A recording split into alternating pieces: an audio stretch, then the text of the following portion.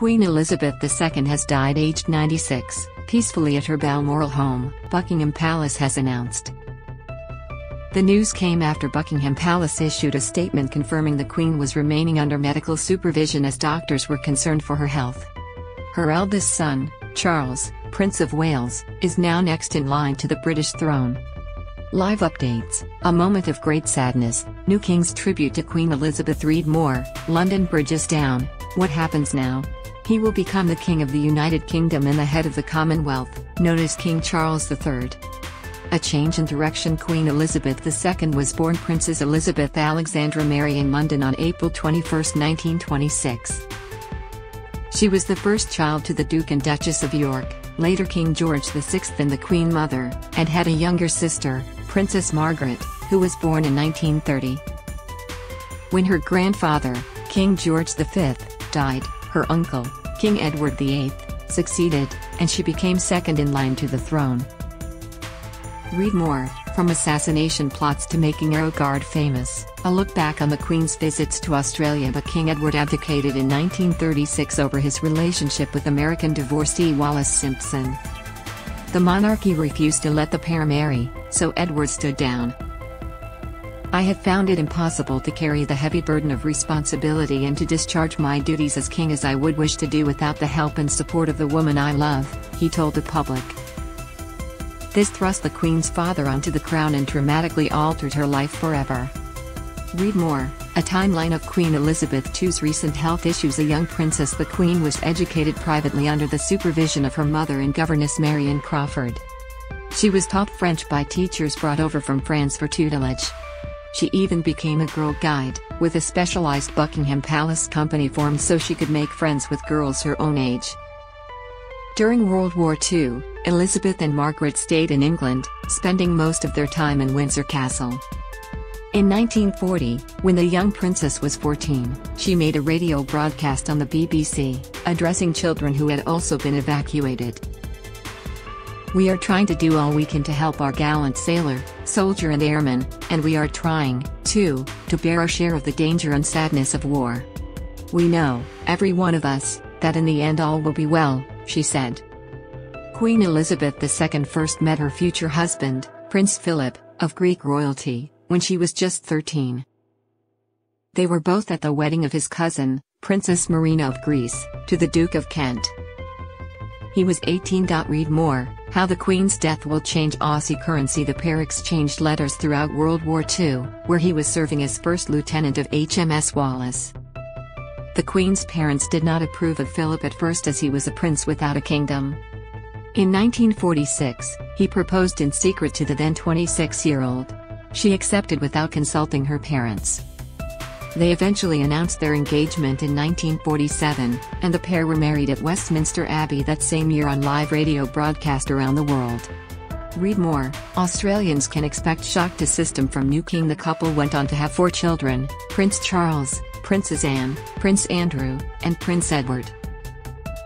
In 1952, Elizabeth and Philip were on a royal tour in Kenya when her father died.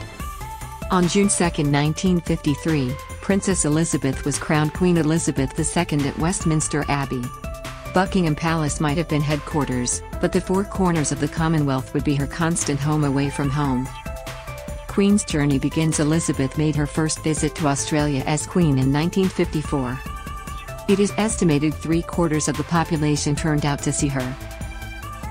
She has since been to Australia 15 more times, the latest in 2011 when she visited Canberra, Perth, Brisbane, and Melbourne. She also visited various Pacific nations: Canada, the United States, Cyprus, India, Pakistan and Nepal during those early years. During her reign, the Queen became a figurehead of reassurance for the UK and the Commonwealth during times of social change and major world events. Although she was known to keep her personal life private, the Queen was well regarded for her fervent love of animals. Horses were undoubtedly her passion, and she would often be seen riding in the grounds of Windsor Castle, wheeling home a winner at Royal Ascot, or walking her pet corgis. A family writ things on the home front weren't always smooth sailing, however, with Prince Charles' to-be wife, Princess Diana, causing somewhat of a rift in the royal family. When Charles met Diana, the relationship was billed by the tabloids as the fairy tale romance, and their wedding was a royal spectacle. The Queen seemed fond of Diana, who was from Old English aristocratic stock, was beautiful and who boosted royal popularity. She seemed to be able to do no wrong, and the public adored her, particularly when she gave birth to her two young princes, William and Harry. Securing the affection of her husband, however, was harder, and it was later revealed he never got over his yearning for an old love, Camilla Parker Bowles. The pair divorced and Diana seemingly became shunned by the royal family, provoking a bitter feud. The Queen was unable to quell the damage to the Windsor brand. Read more. Australians can expect shock to system from new King Princess Diana's death in a car crash in Paris in 1997 sent a shockwave around the world, and as that shock turned to an enormous outpouring of public mourning, the Queen appeared to have badly misjudged the mood of the country. She kept the young princes at Balmoral Castle in Scotland, later explaining she wanted to give them time to grieve for their mother and to protect their privacy, much to the disdain of the public. The hostile reaction eventually forced the Queen to return to London well ahead of Diana's funeral, and widespread anger only eased when she spoke on television of her admiration for her former daughter-in-law. "First, I want to pay tribute to Diana, myself. She was an exceptional and gifted human being. In good times and bad, she never lost her capacity to smile and laugh, to inspire others with her warmth and kindness. I admired and respected her for her energy and commitment to others, especially for her devotion to her two boys," the Queen said. Following this tragedy, the Queen suffered from her own, deeply personal losses. Her sister, Princess Margaret, died in February 2002 and her beloved mother passed away just a month later. It was the same year the Queen celebrated her Golden Jubilee, 50 years on the throne. In recent years, the Queen faced another scandal, this time involving her second child and reported favorite, Prince Andrew. In January 2022, the Queen stripped Prince Andrew of all his honorary military titles and royal roles in charities and other civic groups amid a growing furor over allegations he sexually abused a teenage girl supplied to him by now-deceased billionaire pedophile Jeffrey Epstein. Long live the Queen. During her reign, the Queen has led with strength, grace and determination. She helped heal rifts between Britain and the Irish Republic and even appealed to a lighter side by appearing alongside Daniel Craig, as James Bond, in a short film for the opening of the London Olympics in 2012. The Queen became the world's longest-serving head of state following the death of Thailand's King Bhumibol in 2016. But her life didn't slow down as she reached her 90s. She continued to attend the races at Ascot in a swathe of openings, and was the guest of honor at many of her relatives' weddings, including Prince William to Kate Middleton and Prince Harry to Meghan. Read more. Australian hearts go out, tributes pour in for Queen. Her relationship with Harry and Meghan was tested when the couple decided to step away for their royal duties and move to the United States. The couple's tell-all interview with Oprah in 2021 rocked the family after Meghan revealed she experienced suicidal thoughts over how she was being treated after marrying Prince Harry. She also spoke of the anguish she had over discussions about her son Archie that ranged from questions about his skin color to the decision about a prince title. The royal family responded, saying issues raised by the Duke and Duchess of Sussex would be dealt with privately. The whole family is saddened to learn the full extent of how challenging the last few years have been for Harry and Meghan, the statement read. The issues raised, particularly that of race, are concerning.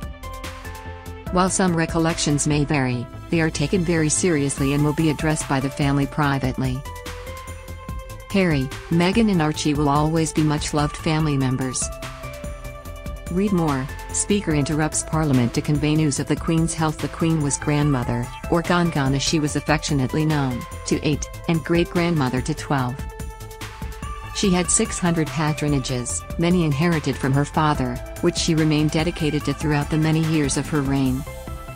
The Queen continued to host leaders from right around the world, including Donald Trump, who she welcomed for a state visit in June 2019. The Queen by custom stays out of politics, but with the biggest change to Britain in decades looming with Brexit, she did make subtle mention of it on a number of occasions. In 2018, She told the King and Queen of the Netherlands in 2018 that Britain was looking toward a new partnership with Europe. Ruling in a COVID-19 world as the COVID-19 pandemic hit the world, the Queen continued to participate in virtual events with leaders, members of the public and other dignitaries. It was a new challenge for Her Majesty, but one she took on with fervor. She and her husband Prince Philip were based at Windsor Castle throughout much of the pandemic.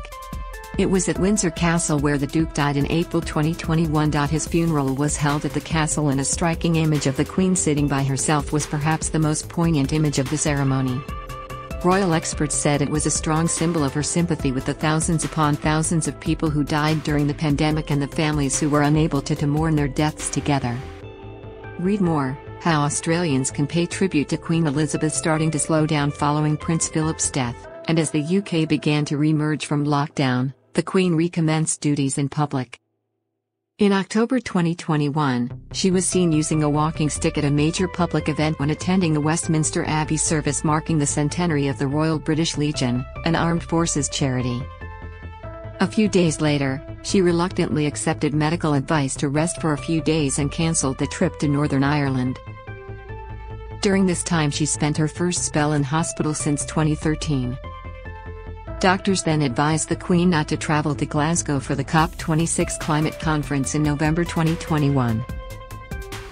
At the time, Buckingham Palace said the then 95-year-old monarch regretfully decided she would no longer travel to Glasgow to attend the reception on November 1. The decision to cancel the trip was understood to not be COVID-19 related, but the palace said there was no cause for alarm. Later that month, Her Majesty was forced to miss the Remembrance Sunday service being held in London because she sprained her back. The service was one of the most important events on the monarch's calendar, and was meant to be her first public appearance since taking ill. At the time, the palace said the injury was not believed to be related to the previous medical advice to rest that prompted other cancellations.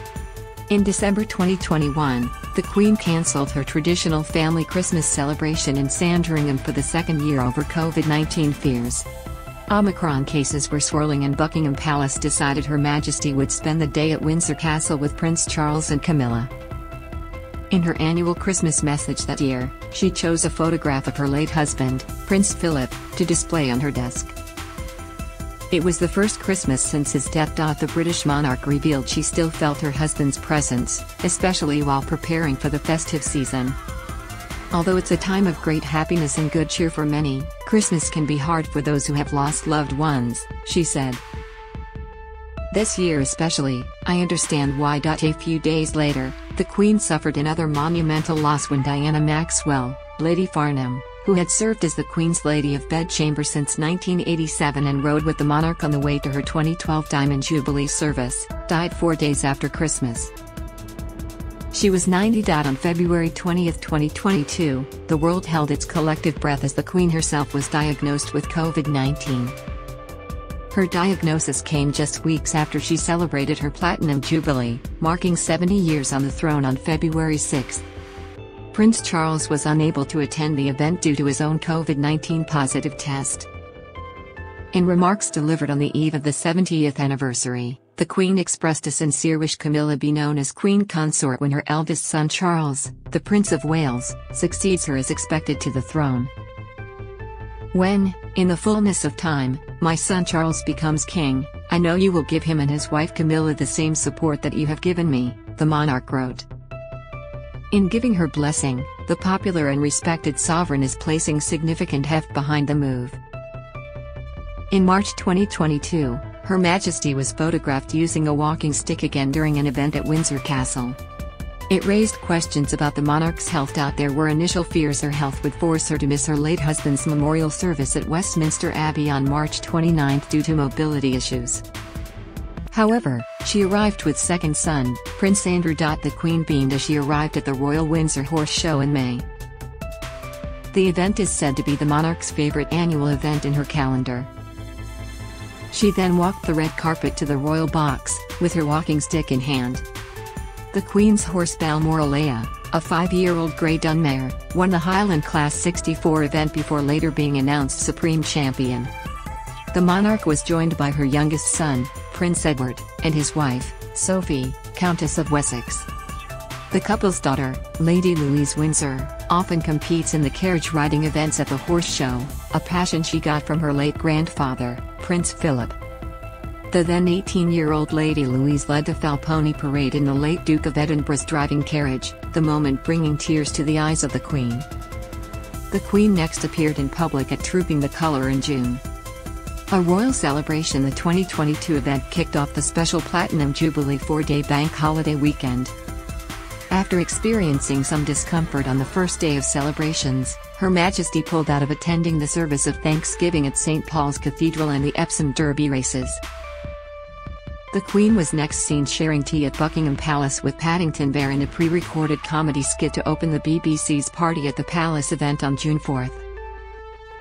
In the clip, Her Majesty revealed she shared Paddington's love of marmalade sandwiches. More than 12 million people in the UK watched on as Prince Charles paid tribute to the Queen at the star-studded concert where original members of Queen, Diana Ross, Alicia Keys and George Ezra took the stage. Charles opened his short speech by addressing the Queen as Your Majesty, Mummy, then paid tribute to her lifetime of selfless service. You have met us and talked with us. You laugh and cry with us and, most importantly, you have been there for us, for these 70 years, he said. You pledged to serve your whole life, you continue to deliver. That is why we are here. That is what we celebrate tonight. The UK Ministry of Defence revealed 1,500 soldiers and officers, 400 musicians, 250 horses and 70 aircraft took part in the Jubilee celebrations. The Queen thrilled fans on the final day of the Jubilee celebrations by joining future heirs Prince Charles, Prince William and young Prince George on the Buckingham Palace balcony after the People's Pageant. Dressed in a vibrant green coat dress and hat, the monarch walked out onto the famous balcony with a walking stick, as she did during Trooping the Colour. In a personal message shared by Buckingham Palace, the Queen said she was humbled by the celebrations.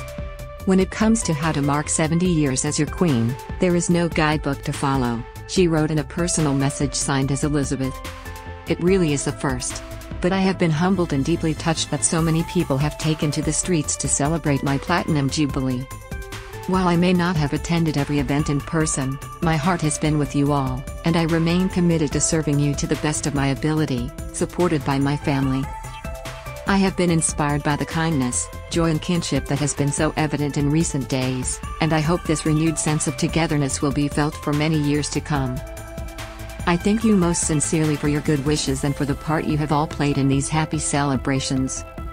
Fears over the Queen's health were again raised in late August 2022 when she was photographed for the first time in months meeting newly elected leader of the Conservative Party Liz Truss at Balmoral Castle in Scotland instead of Buckingham Palace. It was the first time in the Queen's reign that she did not meet a new British leader at the London Palace. 2 days later, Buckingham Palace confirmed in a statement doctors were concerned for her health and that she was to remain under medical supervision with all 4 of her children by her side. Following further evaluation this morning, the Queen's doctors are concerned for Her Majesty's health and have recommended she remain under medical supervision, the palace said. Despite the many triumphs and tragedies of her 70 years on the throne, the Queen will perhaps be best remembered for her strength, resilience and courage as the longest reigning British